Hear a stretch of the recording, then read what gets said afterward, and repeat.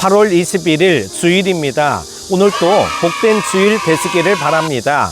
함께 묵상할 말씀은 창세기 11장 10절에서 32절입니다. 셈의 족보는 이러하니라.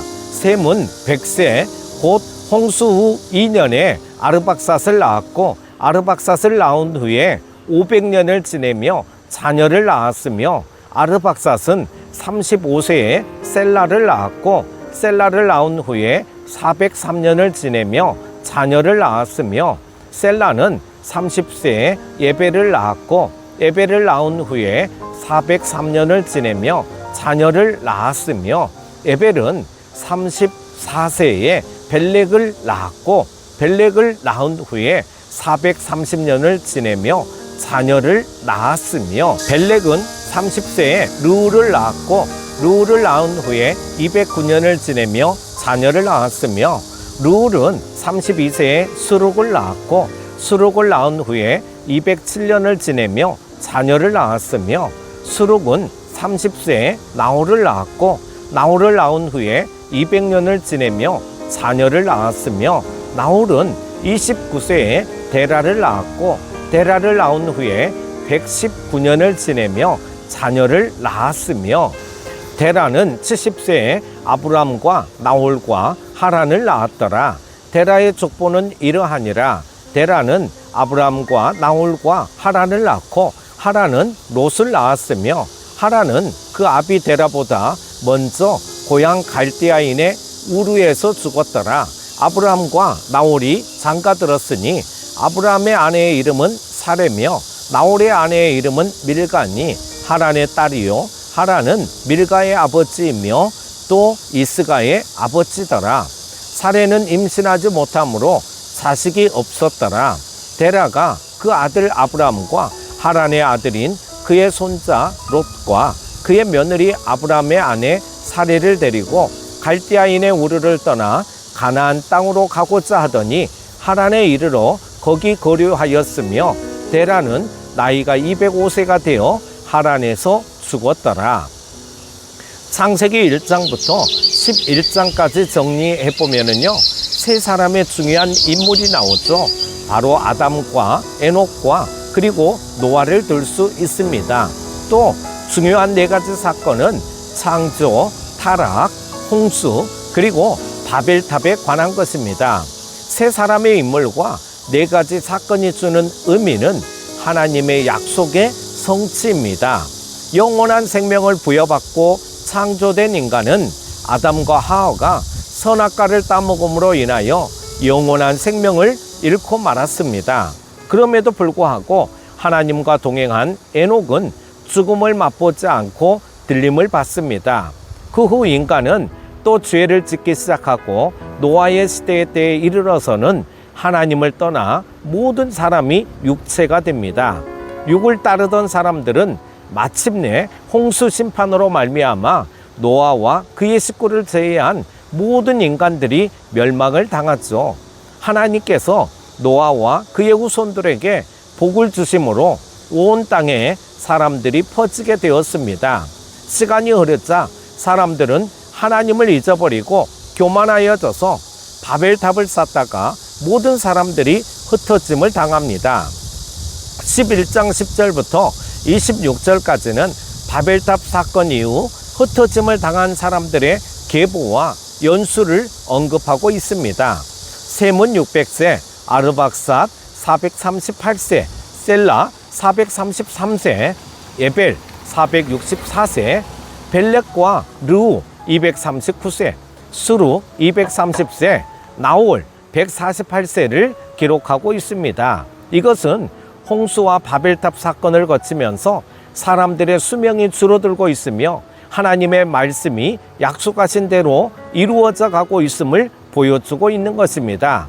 영원한 생명을 부여받고 창조된 인간이 영원한 생명을 부여받고 창조되었던 인간이 선악과를 따먹음으로 그 생명을 잃고 죽음을 맛보게 되었습니다.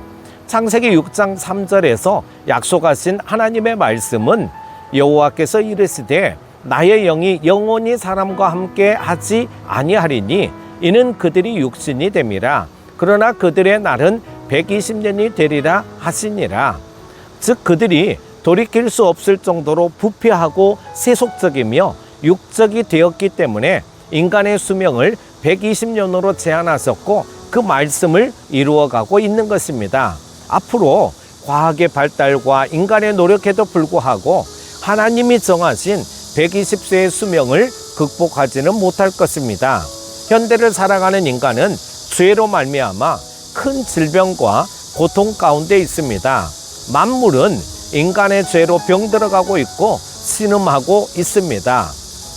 인간의 욕심을 채우기 위해서 행해지는 각종 난개발과 인공재배, 인공양식, 그리고 가공식품, 사람의 머릿속에서 나온 욕심이 모든 만물을 병들게 하고 있습니다. 자연은 파괴되어져 가고 있고 물과 공기는 오염되고 하우스 속에서 자란 각종 채소는 그 영양소가 자연 재배에 비하여 올등이 떨어져 있고 채소는 물론 가축도 각종 농약과 항생제 남용, 오용으로 이름 모를 병으로 신음하고 있습니다. 어떻게 해서든지 많은 이익만 남기면 된다는 생각이 우리의 삶의 터전인 지구를 파괴하고 있는 것이죠.